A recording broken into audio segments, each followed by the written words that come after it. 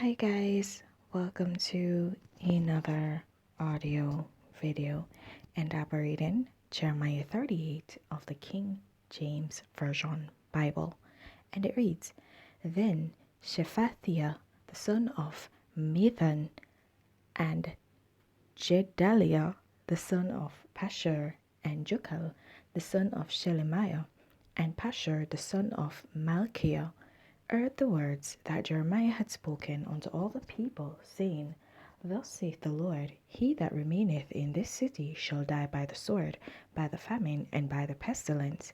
But he that goeth forth to the Chaldeans shall live, for he shall have his life for a prey, and shall live.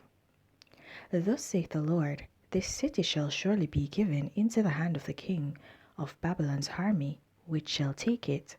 Therefore the princes said unto the king, We beseech thee, let this man be put to death, for thus he weakeneth the hands of the men of war that remain in this city, and the hands of all the people in speaking such words unto them. For this man seeketh not the welfare of this people, but the hurt. Then Zedekiah the king said, Behold, he is in your hand, for the king is not he that can do anything against you. Then took they Jeremiah and cast him into the dungeon of Malchiah the son of Amalek, that was in the court of the prison, and they let down Jeremiah with cords. And in the dungeon there was no water but mire. So Jeremiah sunk in the mire. Now when Ebed-melech the Ethiopian, one of the eunuchs which was in the king's house, heard that they had put Jeremiah in the dungeon, the king then sitting in the gate of Benjamin, Ebed-melech went forth out of the king's house and spake to the king, saying, My lord the king, these men have done evil in all that they have done to Jeremiah the prophet, whom they have cast into the dungeon, and he is like to die for hunger in the place where he is, for there is no more bread in the city. Then the king commanded Ebed-melech the Ethiopian, saying, Take from hence 30 men with thee, and take up Jeremiah the prophet out of the dungeon before he die. So Ebed-melech took the men with him and went into the house of the king under the treasury, and took thence old cast cloths and old rotten rags, and let them down by cords into the dungeon of Jeremiah. And Ebed-melech the Ethiopian said unto Jeremiah, Put now these old cast cloths and rotten rags under thine armholes under the cords. And Jeremiah did so. So they drew up Jeremiah with cords, and took him out of the dungeon, and Jeremiah remained in the court of the prison.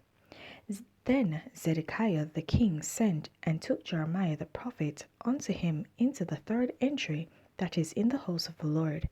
And the king said unto Jeremiah, I will ask thee a thing, hide nothing from me. Then Jeremiah said unto Zedekiah, If I declare it unto thee, wilt thou not surely put me to death? And if I give thee counsel, wilt thou not hearken unto me? So Zedekiah the king sware secretly unto Jeremiah, saying, As the Lord liveth, that made us this soul, I will not put thee to death, neither will I give thee into the hand of these men that seek thy life. Then said Jeremiah unto Zedekiah, Thus saith the Lord, the God of hosts, the God of Israel, If thou wilt assuredly go forth unto the king of Babylon's princes, then thy soul shall live, and the city shall not be burned with fire, and thou shalt live, and thine house. But if thou wilt not go forth to the king of Babylon's princes, then shall this city be given into the hand of the Chaldeans, and they shall burn it with fire, and thou shalt not escape out of their hand. And Zedekiah the king said unto Jeremiah, I am afraid of the Jews that are fallen to the Chaldeans, lest they deliver me into their hand, and they mock me. But Jeremiah said, They shall not deliver thee. Obey, I beseech thee, the voice of the Lord, which I speak unto thee, so it shall be well unto thee, and thy soul shall live. But if thou refuse to go forth, this is the word that the Lord hath shewed me. And behold, all the women that are left in the king of Judah's house shall be brought forth to the king of Babylon's princes, and those women shall say, Thy friends have set thee on, and have prevailed against thee. Thy feet are sunk in the mire, and they are turned away back. So they shall bring out all thy wives and thy children to the Chaldeans, and thou shalt not escape out of their hand, but shalt be taken by the hand of the king of Babylon, and thou shalt cause this city to be burned with fire. Then said Zedekiah unto Jeremiah, Let no man know of these words, and thou shalt not die.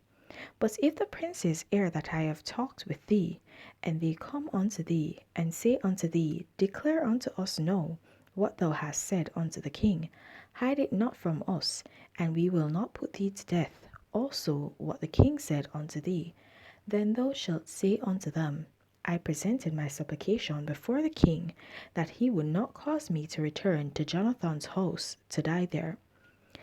Then came all the princes unto Jeremiah and asked him, and he told them according to all these words that the king had commanded.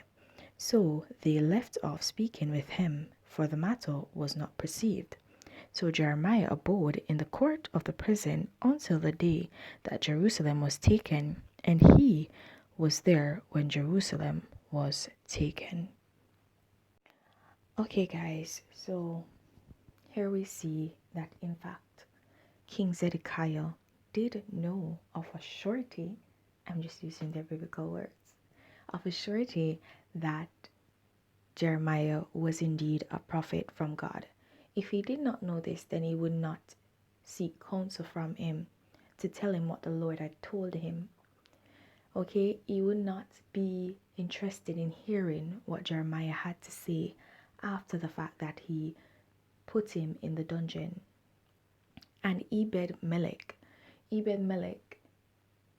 basically saved the life of Jeremiah by going to the king and saying to the king that he will die if he did not take him up from there, right? And the king did not want that on his hands. And Ebed-Melech informed the king of such. And guys, this is to show you at times that even though people know, let's not say people, but people in power know the truth, they will still hide it and conceal it from you and conspire to ensure that you never realize the truth that is at hand. And guys, we're in a time where there is a lot of information going around, and a lot of people are uncertain of this information, that this information is actually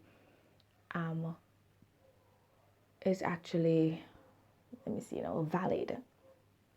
Okay, and they want to verify the sources, and yes, we do have good authoritative sources. Pardon me, guys.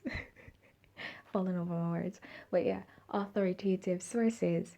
And even though they have good authoritative sources, we need to remember that power is a very big influence within our world. Because even though Christians live in this world, and even though the Spirit of God is among us and guiding us, we are still being ruled by this world, is still of the devil, being ruled by the devil.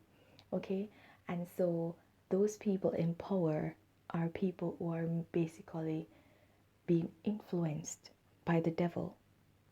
Okay? Because if you're not being influenced by God, you are being influenced by the devil. There's no in between. Okay? There's no if or but. It's one or the other. It's either or neither nor. Okay? So that's it. One or the other. Alright, guys? And that is why we ought to ensure that we choose who we will serve. Okay? And so that is the reason why we need to seek God out for guidance. Seek God out. We don't Yes, it's good to have prophets come and tell us and pass the word to us that God has given them, but we can seek God's presence also and seek the word from God. Ask him and he shall answer. Seek him and he shall be found. Okay?